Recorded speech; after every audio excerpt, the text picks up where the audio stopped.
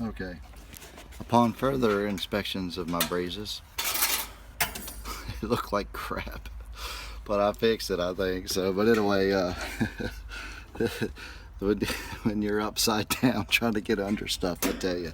Anyway, there's our braze there.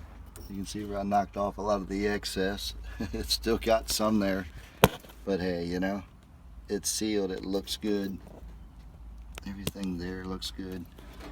You know, of course, your top's always going to look excellent.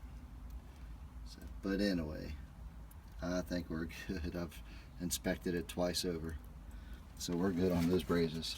I am sorry about that last video, but there we have it.